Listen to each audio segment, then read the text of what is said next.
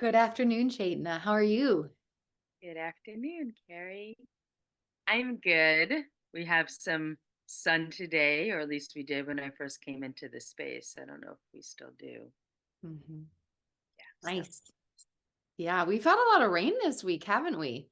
we've had a lot of rain. Yeah, so it's nice when the sun comes out. It feels just, yeah, good. Good. Well, I'm excited about speaking with you today for a little bit about breath work, your specific breath work, which I have found to be have its real like a real uniqueness to it. So I'm excited to talk a bit about that today and what you've learned over the decades of experience working with breath work and then developing your own unique style. Yeah, excited to really talk about that. And before we do that, I'm going to introduce myself. My name is Carrie, and I am the co-founder of Breath+Oneness, which is a wellness studio in Capitola, California. And we offer regular weekly classes. We're up to like 30 plus classes now or something, which we're really excited about because during the pandemic, we had to shut down completely. And so we're back up to a full schedule. We have also really a lot of special events too. And as the name implies, breath and oneness, there's a lot of breath happening at the center. And Chetna, you have been one of the just powerhouses at the center for almost like, has it been 2 years now? I think it has, close, if not And full.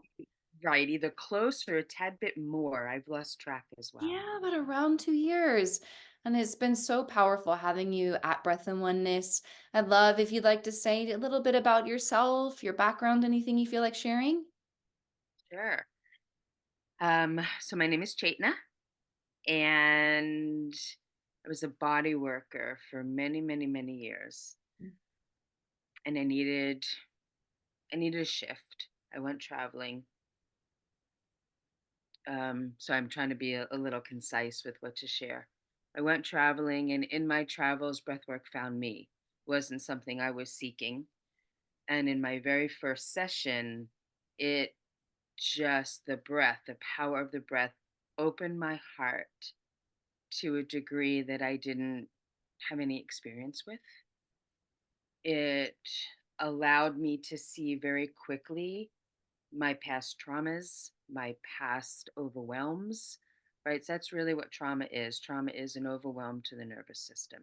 Mm, So it could be a small occurrence, it could be a big occurrence. But any event that feels overwhelming to the nervous system may land in the body, in your cells, as a trapped trauma energies. So in that first session, I saw like a screen all of my past, including some situations I didn't even remember. So mm, things just came to light. And I knew in that moment I was never going to be the same, either personally or professionally. mm, And a few years later, I started training.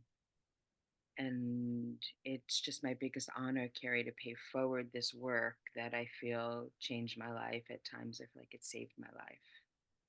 And having a bodywork past supported the part of breath work that involves touch. mm. And so I didn't have to abandon that completely.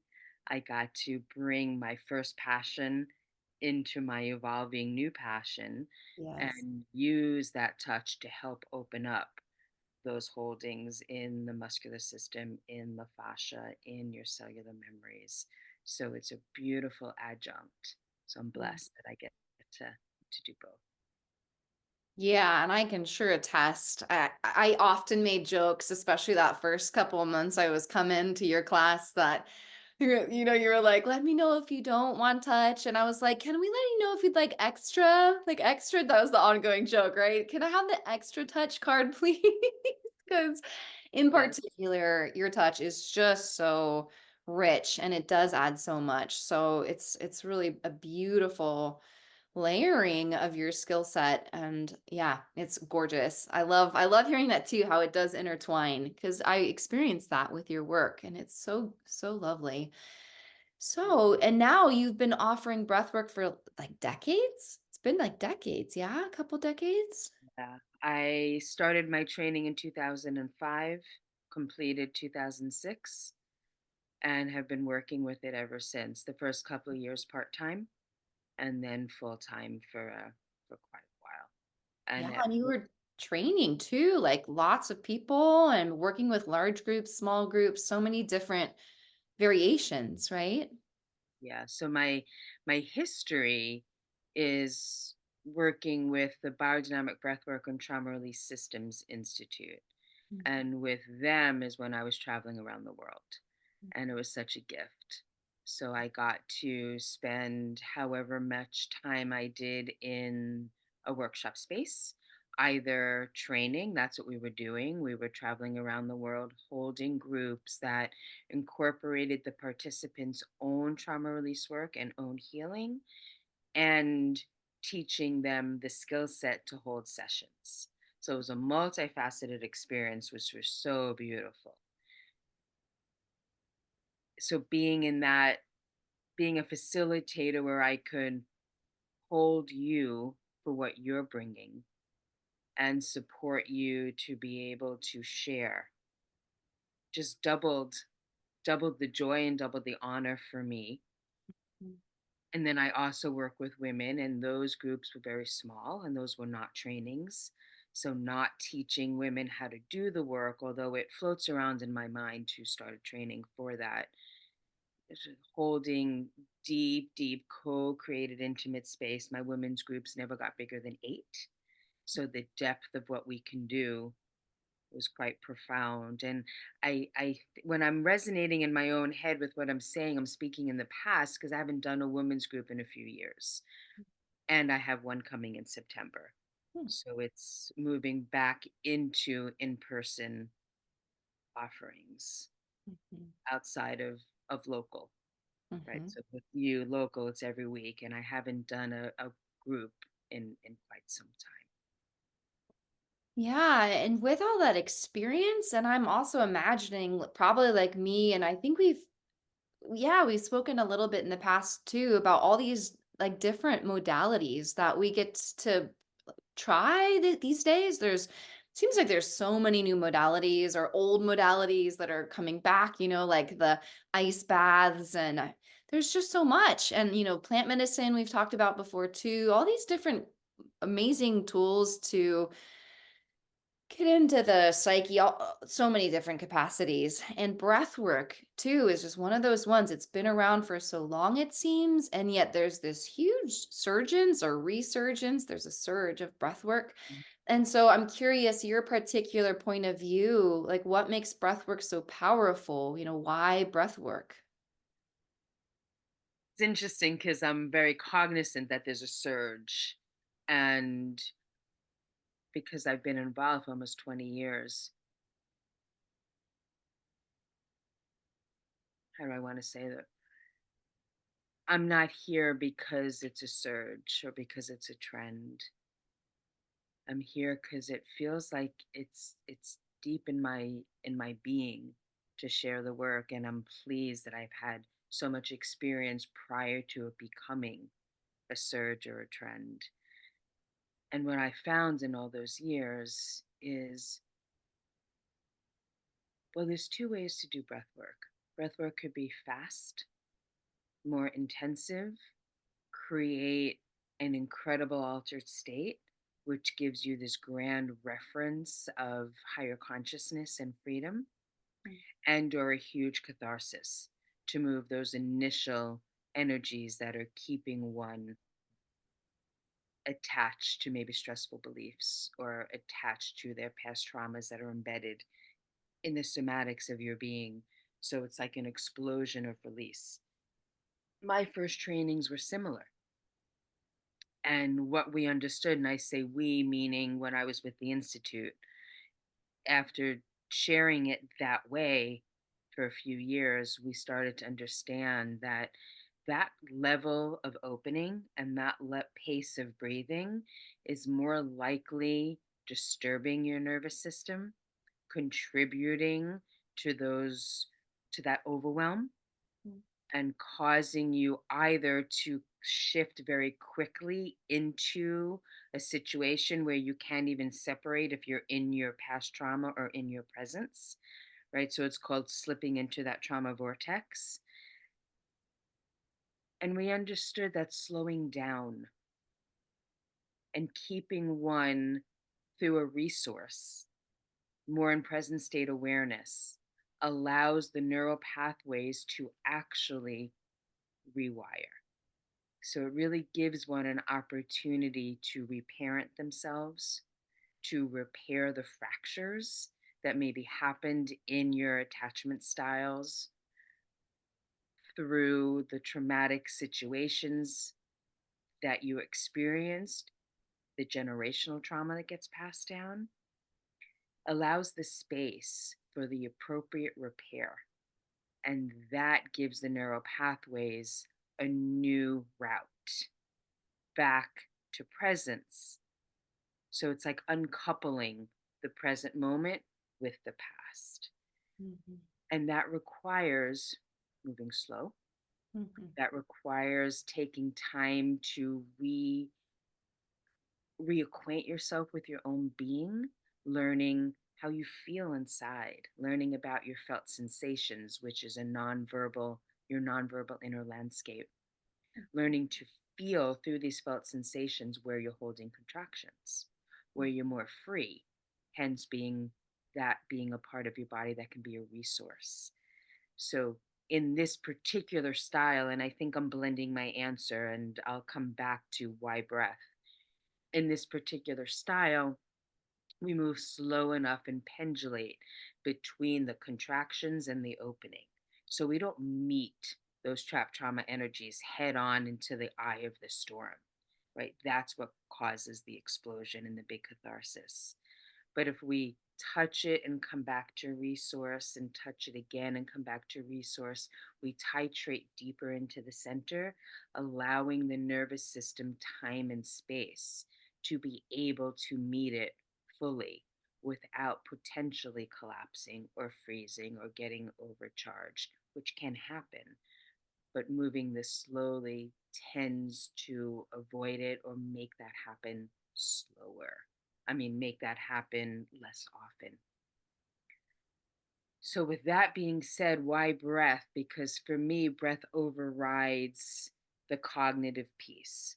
Breath slows down the parts of your brain that want to process, that want to understand, that want to answer, that want to control or defend, and allows the nervous system to be the speaker. Mhm. So it allows the breath to be the bridge from the unconscious to the conscious, showing you what you're holding and where. Mhm. We don't need to attach a story to it. We don't need to understand its root, although for some, that's really comforting. And Mhm. I won't deny space for that, but it's not necessary. That's what I love about breath work is that we don't have to go into the story to heal the nervous system. It's somatic.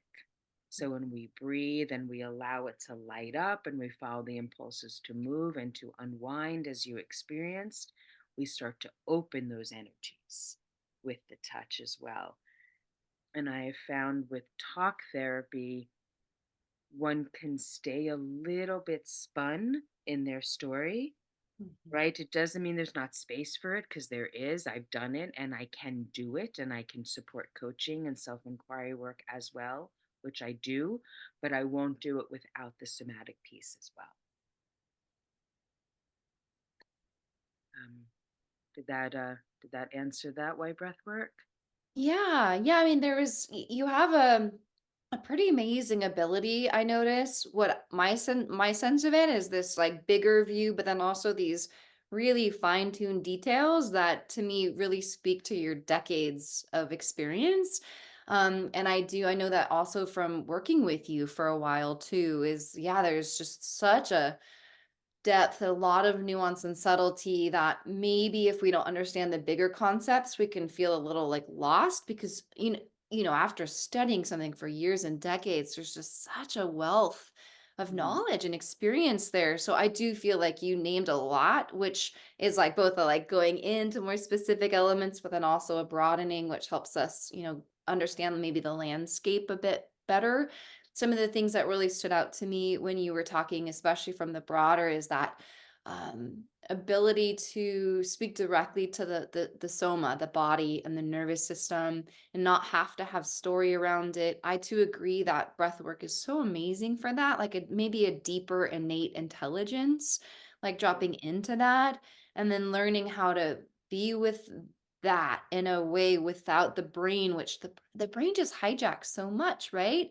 I feel like, and yes, it can be helpful at times, and yet so often, especially in the work that you do, I don't know that the brain contributes a whole lot. It does seem that the breath is able to really do a lot of repair work, healing work, but also, yeah, also just like I like those two words, I guess, repair and healing. That where my whole system, I notice after doing breath work consistently feels more like relaxed. It feels more steady. It feels more like almost a sure, like a calm sureness. Whereas, yeah, maybe when we're not practicing, so those are all things, I guess, qualities that also we can notice that breath after doing some consistent practice can really help with. So I do feel like, yeah, and then you are also blending, I feel like, with why is your practice of breath work that you offer really unique. And I do feel like you were getting in there a bit. And I feel like now would be also a great time to talk a little bit about that. And I'll also notice or name a couple things, which is like allowing movement to come through. That's been different working with you. Sound, like a lot of encouragement for sound, trapped energy in the throat and the mouth. And then that kind of slow, really slower pace with this emphasis on titrating or being able to move between resource and like tension or contraction, what you call that also was a big difference. So speaking to any of those pieces or all? Gonna go back also and speak to like the qualities of for the Y breath. So not just like overriding the mind and tuning into the body, where we know that the body keeps the score. So it is all in the body. But those qualities of, I like to say that I love breath work to support you to integrate what keeps one from living free in the heart of the moment. Right. So for those that are still really controlled by their past traumas, controlled by addictions, by anxiety, by stress. The breath supports a bigger breath. So when we're together in class and we're breathing and we're opening up the diaphragm and we're creating space, and then there's space for more breath, and then more breath starts to open up these energies and starts to release the holdings and the contractions, then we can breathe more. Then we have more release, then we can breathe more. And it keeps creating this beautiful cycle that then you move out of the class with me and you have a bigger diaphragm that you can, or an expanded diaphragm that you take out into the world.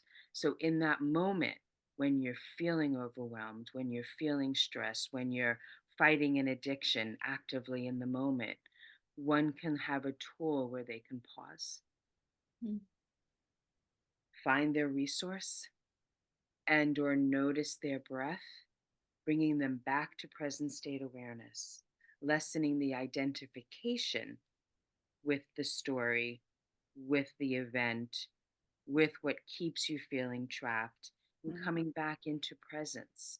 And the more that we do that, the more that we retrain the nervous system to live more that way. mm, I like saying that we move from being a reactor to a responder mm, because we're increasing our window of tolerance. And then we learn how to live with rather than from. Right, like Carrie, you probably heard me say in class, I used to say, yes, you can heal all your traumas and get rid of everything and be completely an open vessel and free. And I really believed that. And I don't believe that anymore. What mm, I now believe is that we just lessen the holding, we lessen the attachment.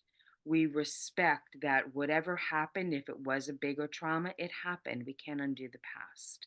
mm, But are we ready to be free now? So now means learning to live with it rather than from it. So we learn how to be more in the parasympathetic nervous system and become a responder rather than a reactor. That's why breath work. That's like the ultimate goal. And then we can talk about all the qualities that that then brings, right? So that then brings you to be more peaceful, more calm, more quiet, less in your addiction, less in your traumatic story, more communicative, more aware of your needs. The list is endless about how it really supports you to be a more functioning human with your own self, with your peace. Mhm. And how this breath is a little different is because we're not just lying there breathing fast and furious and having a big chaotic catharsis Mhm. and then walking out of the room, which is what I used to do and which is what my studies were. And it's great. It could feel like the best orgasm of your life, and then you're ready to rest for 3 hours. But what we noticed is that it didn't really transform anything. It just kept giving you a new experience, which again is wonderful. We need the experience to have a reference of what we can feel like. But I want to support an action that actually gives you a transformative happening. So by slowing down the breath, by not lying down, okay, most breath work or a lot of breath work, you lie down. What we notice is that a lot of times when people lie down, they go into sleep mode, they go into dissociation, they go into collapse. And it doesn't mean those things can't happen when you're sitting, but sitting supports a presence just by default. Movement, right? You speak about how much I encourage movement. So that movement is following the impulse to move. We have impulses to move all day every day, but many people don't notice them. We're not that tuned into the body, so I spend a lot of time bringing body awareness in. We don't realize, oh wow, my shoulder actually really wants to do that right now. Or we'd be embarrassed. You're online in a store and you want to start going like that. It's weird, but it's great. And that's how we start to open. So in class or in a session, it's permission. It's allowing you to follow the impulses that do want to open these contractions, which I will say are all based on these trapped trauma energies. So we breathe to feel and we feel to heal, allowing you to follow what wants to move, what wants to open with self touch as a complement or my touch as a facilitator to help opening it. And then you spoke about sound, right? So I don't do sound healing, I don't play instruments, but the sound that I talk about is your own sound and liberating your voice for all the times you felt shamed to speak, for all the times you were told, made one nervous to communicate, unclear, or one taking on the role of people pleaser and saying yes when they mean no or no when they mean yes. All these ways in which your communication goes against your true desires, then it bottlenecks. And we create all this stress in our neck and our throat, and then we're afraid to speak. Right? And then maybe somebody tries to speak and they might speak aggressively because they're so afraid to speak. And then they create a conflict when they're really just trying to express themselves. And this again can be a whole other conversation. There's so many fine minutia details here that maybe don't apply for this conversation, but they're so relevant. So I speak about liberating your voice and a lot of work around that here so one can be safer in their own being, to have needs, to have desires, to have a yes, to have a no, and feel safe with it.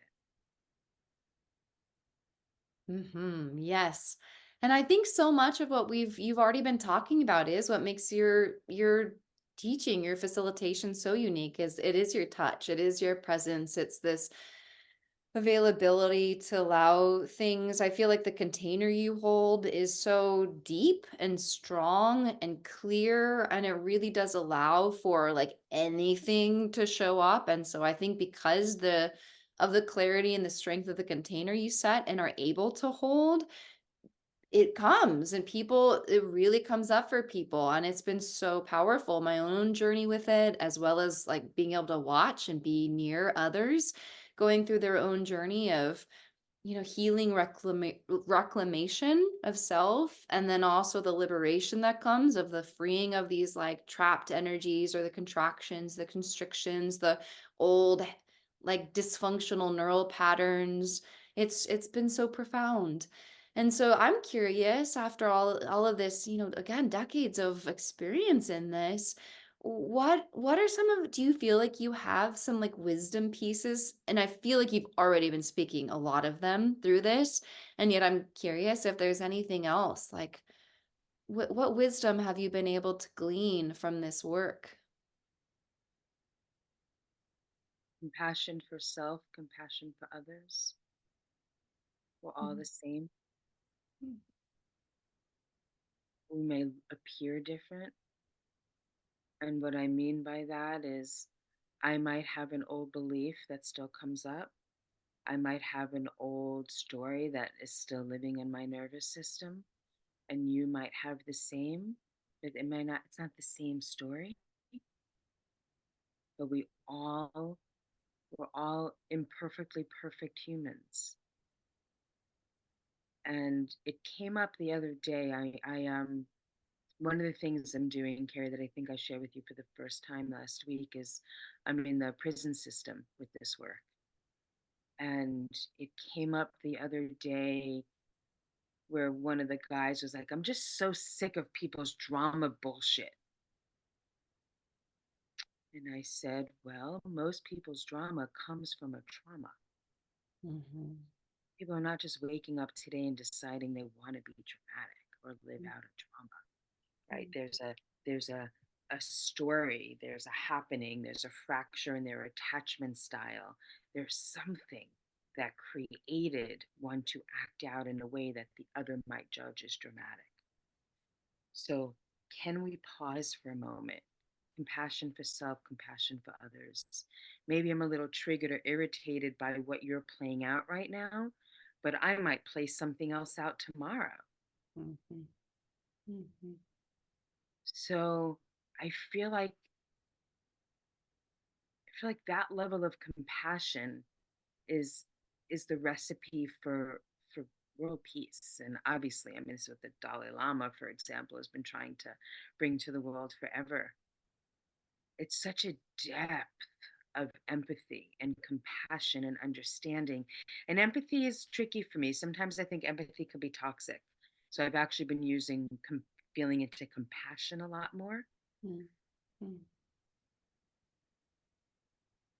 And for when one doesn't feel seen or heard and they're like longing to be met, can there be compassion that the other just can't do that right now? Right? We tend to take it personally and feel abandoned or neglected or rejected. Mhm. There's two people in every situation. I just had this come up with a client this morning, just feeling like nobody meets her needs and really attached to nobody meets my needs story. Mhm. We spend a lot of time talking about, well, what are your needs and can another actually meet them? Mhm. Or is it just about you repairing your parenting fracture Mhm. and then the needs get less? Mhm.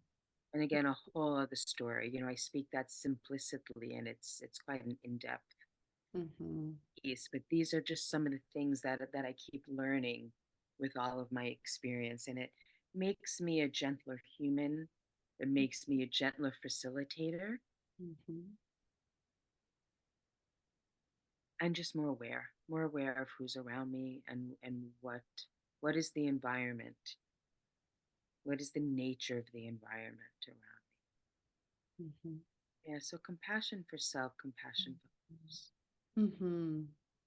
And you mentioned a client this morning, and I know that you do a lot of one-on-one work too, working with people on like maybe deeper or longer arcs of their own personal journey, as well as the large groups and those smaller groups. And so I'm curious, with the working one-on-one, has there been any, particular uh, journeys that have been extra moving for you, or anything that's really shown you like, wow, yes, this work is just so powerful? Is there anything there that you can share or would like to share?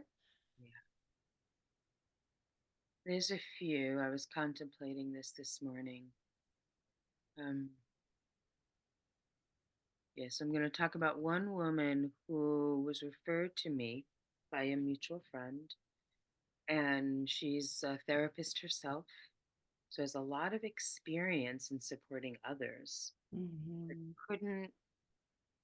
couldn't stay present enough with herself to do her work to the depth that she desired. Mm, Touched on it for years. And when we first started working, she had resistance and was afraid to go as deep as this work can go. And we actually stayed talking for several sessions. That's what she needed.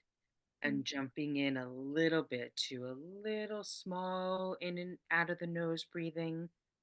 I do 3 levels: in and out of the nose and out the mouth, and in and out of the mouth for the deeper activation. So we stayed soft, parasympathetic, did a lot of breath awareness, a lot of body awareness, a lot of resourcing, and a lot of creating safety. mm, Right? If she doesn't feel safe with me, we're not going to go anywhere. And I have to feel safe with her too. mhm. As a facilitator, we also have to feel safe with our client. Yeah. So not every client is for you. Mm, And that comes with maturity too, to say, mm, I'm going to refer you. This mm, isn't a match. mm, mm. And I'm still learning more and more about that. Yeah. So with her, we created safety. She kept dropping in. She started to relax. She was in and out of feeling or thinking she had cancer, and in and out of abusive relationships with men, and overworking or underworking. And her history was pretty intensive. I don't need to get into the details of that. And then suddenly she just started to be ready to actually go deeper. And really, it took 4, 5, 6 months. Mm, So patient, slow, connecting.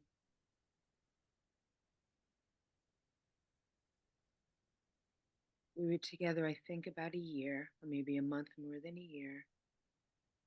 By the end, all of the inflammation in her physical body that made her feel unwell was gone. mm, All of the small tumors or leadings towards cancer, she had had it in the past, kept thinking it was coming back. All of that, whether it actually was cancer or not, I fail to remember the actual end result of all of that. They went away. mm, Her practice started to thrive. She had met a man while we were together. That was not easy because she was still deep in her story, but he didn't leave. mm, And then by the end of it, they had an incredible, mutually satisfying, co creative, co regulating, supportive relationship. mm, The first man, I think, in her whole life. mm, And she's calm. She's no longer nervous, mm, present, secure. I would say we really did the repair of all the rupture that she experienced in her childhood, and then all the relationships she created afterwards to continue to play out mm, those dynamics that she became comfortable with. So mhm. just abuse after abuse after abuse. Yeah. And she's a light. Mm, She's really free. mm, And mm, yes, I contributed to it because I held the space and I facilitated it, but she did it. she opened herself to receiving. Mhm. Mm. And that's probably the most gratifying of all my clients. And there's a few that could match it, and Mhm. she still comes up as probably at the top. Well, it's so dramatic. It sounds like on every level. I mean, gosh, to be able to track it, with the body having so many difficulties, and then that clearing, and then what sounds like more the heart and the emotions and the relationships, like that having such a substantial shift. I mean, yeah, it's just like, wow, on every level, it sounds like a really powerful transformation. And like like it sounds like kind of an extreme too, just like really having difficulty in contrast with, wow, like so much lighter, all the words you were using. And so it feels like a really beautiful testament. And I'm glad we talked about that, about what's possible, right? It's such a good reminder. Cool. Yeah. Yeah. Well, and I think that's what I mean when I say increasing your window of tolerance and learning to live with it. It Mhm, becomes a friend. It's like, mhm, were you sexually abused, and does it affect how you feel about your being? Does it affect how contracted your pelvis is? Does it affect your pleasure, your creativity, your trust, how you relate to humans? Yes. And will that sexual abuse ever go away? No, it's what happened. Okay, but we don't have to live from it anymore. We can live with it and just have it be riding the waves of life with us, but not controlling us.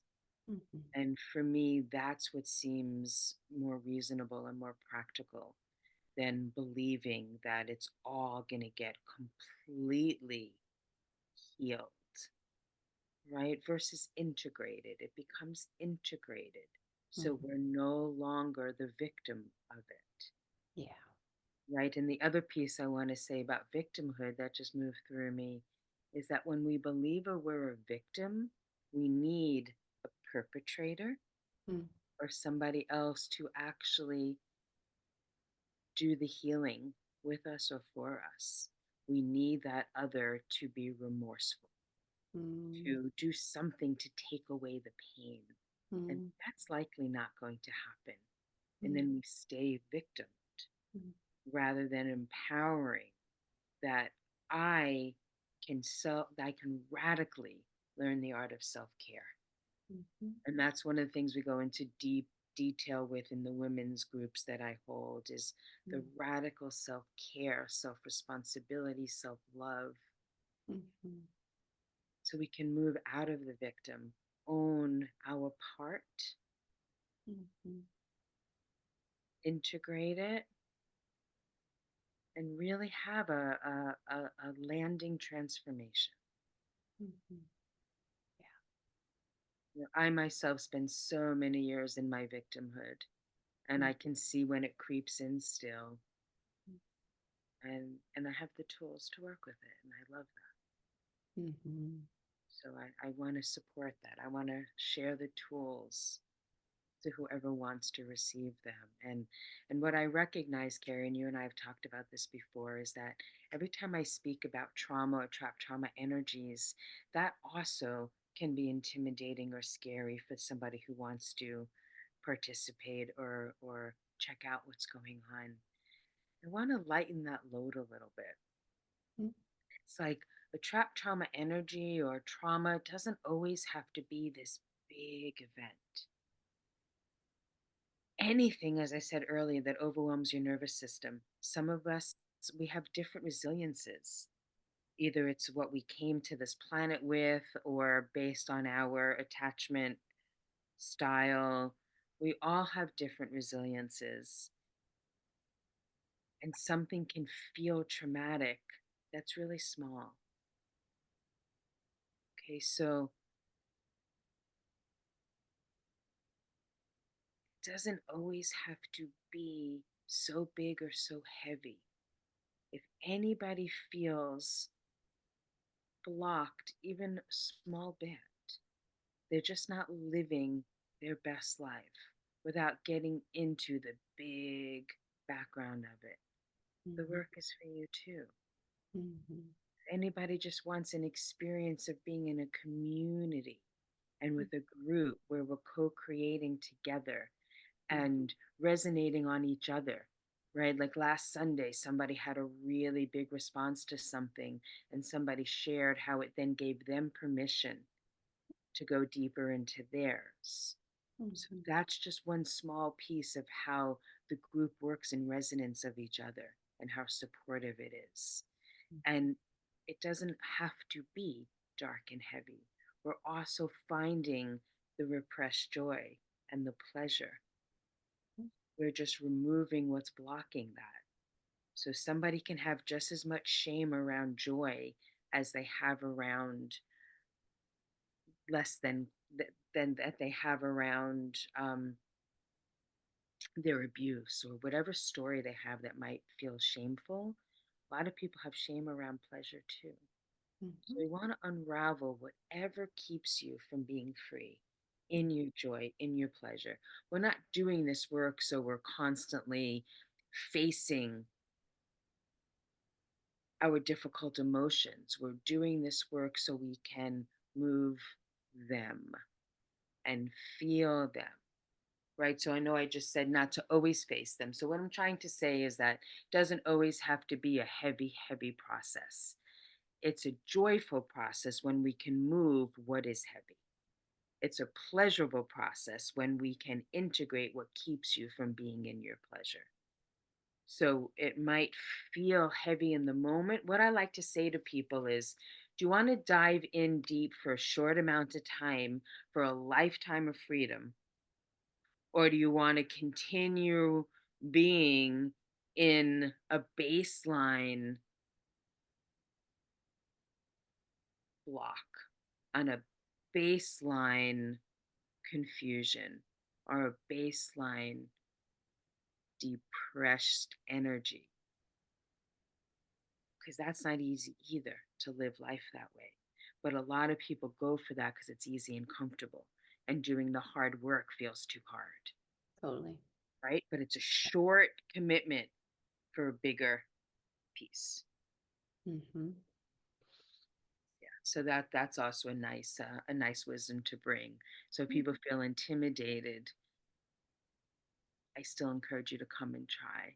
It's a wonderful experience to share with each other. Mhm. Yeah, I agree.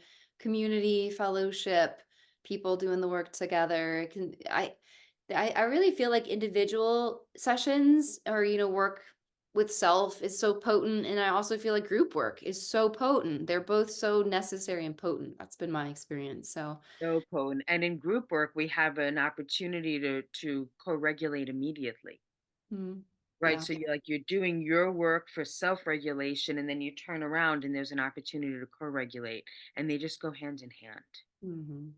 Right? Totally. Where one-on-one, the co-regulation is more just direct with me, Mhm. but it's powerful when we're sharing it in community. They're Mm, both powerful. They're equally advantageous in different ways. agree. Yeah. Well, thank you so much. So appreciate always chatting with you and hearing all of what you've gathered and gained and your perspective on all of this. And thank you so much for all of your work, your healing work in the community. You have truly touched hundreds of people's lives, probably thousands, hundreds that I know of. So really, really appreciate you, Chetna, and what you bring. Thank you so much. Thanks for taking this time too to talk and share from your heart. Really appreciate it. Thank you so much. Thank you so much. And my last note is I love being at Breath and Oneness. Mm. So the appreciation is highly mutual. So for all you out there as well, it's a beautiful space. It's a kind space. It's a welcoming space. It's a community oriented space. And it's so much more than yoga. It's really a healing center.